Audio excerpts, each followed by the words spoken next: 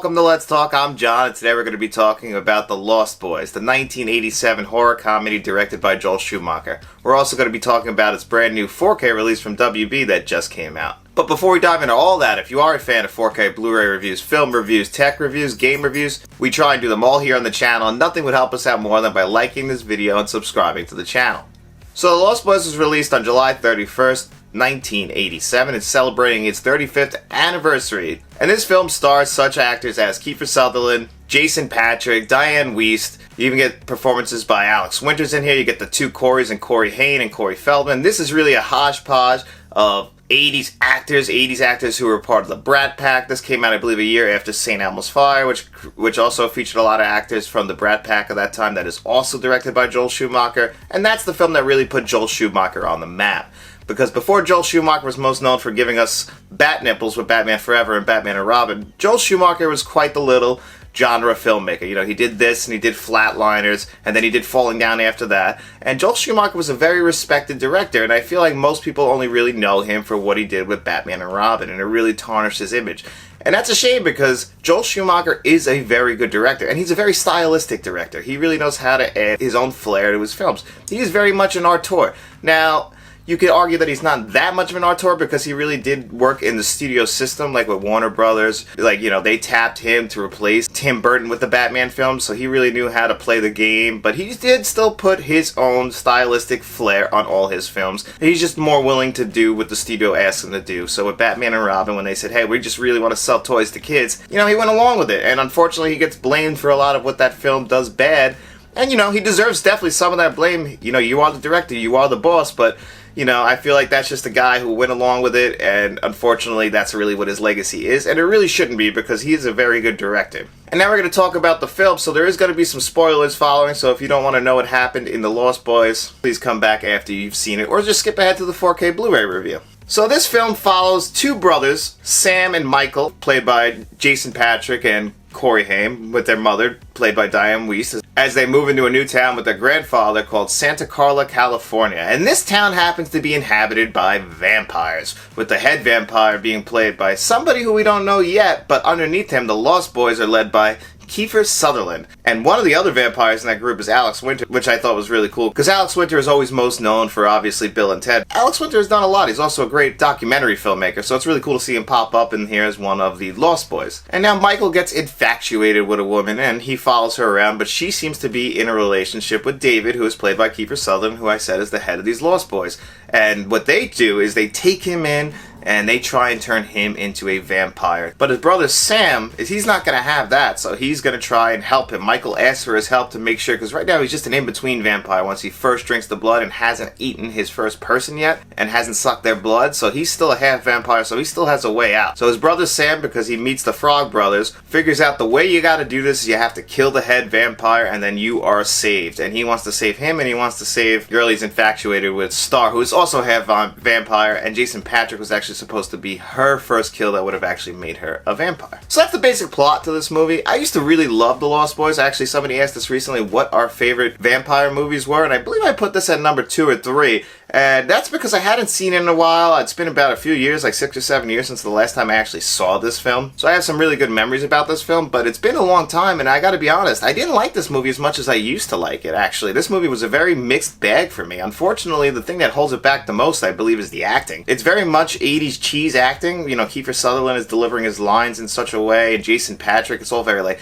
menacing and over the top. It seems to just lack direction, unless the direction is to, like, try and feel like a vampire, and I feel like this influenced other vampire films later, but it just doesn't really work for me. And actually, even the biggest flaw in this movie as far as acting goes is by Corey Haim's character, who plays Sam. I thought he just did a terrible job, and this movie made him and Corey Feldman famous. They became the two Coreys after starring in this film together, and Corey Feldman does a way better job at acting than Corey Haim. And I mean, I feel bad saying that, but it's just how I felt throughout the entire movie. He just felt totally miscast.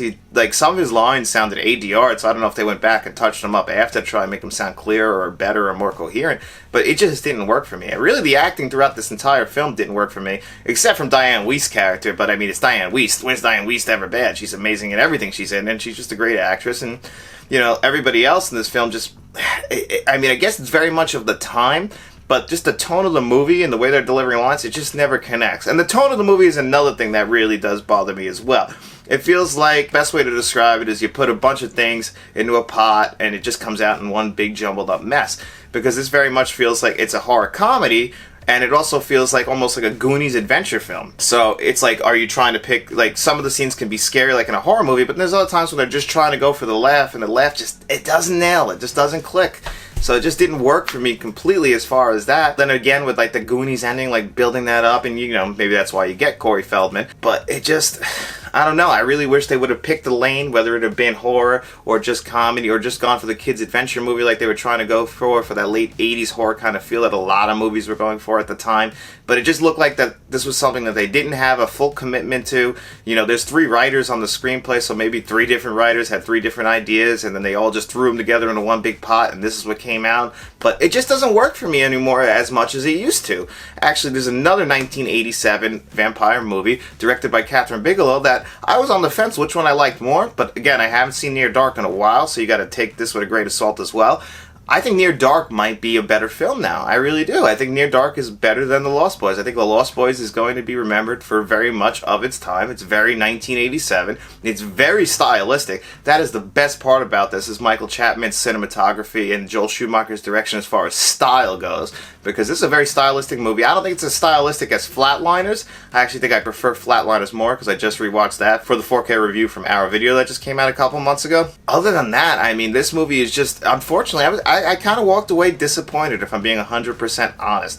I was really excited for this. You know, this and Poltergeist both came out this week, and Poltergeist is one of my favorite films, and that didn't let me down, but I was kind of let down by The Lost Boys. I really do think that this is a product of its time, and unfortunately, if you haven't seen it in a while like me, you have really fond memories of this movie, I think that this is one that, unless you're really nostalgic for The Lost Boys, I think you'll probably notice some of the flaws in the acting and the writing and the screenplay, because like I said, another thing with the screenplay is just not that tight. You can see the twist ending that they were trying to go for right in the beginning. They don't even try and like hide it. It's very obvious what they're going for. I knew it right away. Even though I have seen this film, if I had seen this film when I was older, I would have known right away, okay, I see what they did with the screenplay. It's not that shocking. It's not that surprising. And overall, unfortunately, I'm going to leave this film disappointed from a film standpoint. But we're also here to talk about its 4K Blu-ray release, and let's talk about that. Warner Brothers has just put out this new 4K for The Lost Boys. This is actually the same week that they also put out a 4K for Poltergeist. It's weird that they would put out 2 of their big releases from their studio out on the same exact week, but both of them also haven't had upgrades to their film in a long time. I believe the last time that The Lost Boys actually had a Blu-ray scan done was in 2010, so it's been 12 years, and this was overdue for a 4K upgrade. Now this 4K, it doesn't have Dolby Vision or Dolby Atmos, just like Poltergeist, so I don't know if Warner Brothers has a thing with Dolby where they don't like to use them for their 4K upgrades. I know they've used them before, but it's just strange that this week both of them have used DTS 5.1s and HDR10 and not any Dolby Vision or Dolby Atmos, because just like with Poltergeist, I think that this film could have definitely benefited from the Dolby Atmos track, because the audio, it's a 5.1 DTS 5.1 on here. It's pretty good. It actually, I think it did a really great job as far as like covering up and using all the speakers. Some scenes sounded way better than others. If you know the scene where someone takes a spike through them and it goes into the speakers and then they explode and you hear all the electrical sounds, that really made great use of the rear speakers. I felt that around me. I thought that was like the one scene that really stood out. This film features a lot of licensed songs, and that sounds great. You got the guy in the beginning, the sexy sax man, playing the saxophone, all greased up, looking like me. And, you know, that scene sounded great. All the audio was pretty good. I just think that a Dolby Atmos track would have really pushed it over the edge. That doesn't mean that this DTS 5.1 is bad. It's just that it really could have been better. And that's the thing that always kind of like bothers me, is like when you kind of leave stuff left on the table, because yes, this is a really good one. It really does use your speakers. It really does play into what is a good audio mix. Like I said, I did see some ADR issues as far as the audio goes, but that's something that I guess could have been cleaned up, but at least the dialogue track wasn't low. It actually, all the dialogue came in clear. It's just that it kind of felt like it was a little ADR'd in the post, and I feel like that could have been toned down just a little bit, but those are my minor complaints about the audio track, just to point out some flaws, because it's not perfect, and it could have been perfect, and that's what bothers me the most. Now, this film definitely didn't need Dolby Vision, so that's something, again, just like with Poltergeist, I don't think you needed Dolby Vision on here because the HDR did a great job. This film throughout looked pretty clear. The resolution has never been higher. The colors really did pop because, like I said, this is actually shot by Michael Chapman, who worked with Martin Scorsese on such films as Raging Bull, so that's a beautifully shot film. And you can actually see in here how he got shots in Raging Bull and how he gets shot in here, because he does use a lot of first person and he moves the camera around a lot. So if you remember Raging Bull, how he's moving the camera around the ring, he does that a lot in here to get first person shots of the vampires when they're flying around. So he's moving the camera around in such a unique way, and that could really hurt a 4K because as the camera's moving around, you might lose some resolution, some dips in resolution. And I didn't see any dips in resolution in this at all, actually. There were some scenes, some very dark scenes, but again, this is kind of a source material thing where it looked a little grainy and the resolution was a little off. But if you don't have the proper lighting, that's gonna happen. And that's not really the 4K's fault or the 4K transfer's fault. I think the 4K transfer is actually gorgeous. I've only seen this really on DVD. I didn't have an old Blu-ray of this. I've only seen this on DVD, VHS, and the last time I watched it was on streaming. So I've only really seen this in a very low quality form. So to see it in a very high quality, beautiful, with the colors popping, it really is a gorgeous looking movie, and the HDR did a great job cleaning this up. They did a great job using the original film negative to make a brand new scan out of it, and I think it really came out well. I personally, that's the best part about this, is the visuals. I tested this both on my Sony and on my OLED. It did look better on my OLED. The Sony kind of had a little bit of problems because of the dark lighting where you would experience a little bit of blooming. So if you have an LED, it's not that much. It only would happen in a couple scenes, but there is a little bit of blooming, especially because you have the black bars on the top and bottom. Now, as far as extras go, I couldn't find anything that are new extras that haven't been released. These are all the same extras. Now, that's not bad because there's a really cool retrospective on actually making of the Lost Boys. It's separated into a bunch of different parts, but that is always my favorite thing, even though this isn't a new extra, because you could just see the interviews. Like Kiefer Sutherland looks like they got him right on the set of 24, so these are all old interviews. Joel Schumacher's passed away by now, Michael Chapman's passed away, so you can't really get everybody. Obviously Corey Haim's passed away, so you can't get everybody to do interviews now, but it's nice that they have some old footage from old interviews that they did with them, even if these documentaries aren't old. So when you go in and click on them, they're all on the Blu-ray disc, by the way. When you go in and click on them, you could just see the lower quality of these. They almost look like VHS quality extras, and that's not a bad thing. It really does help you, take you back to a different time. It would have been nice to get some new extras on here. You do get an audio commentary track by Joel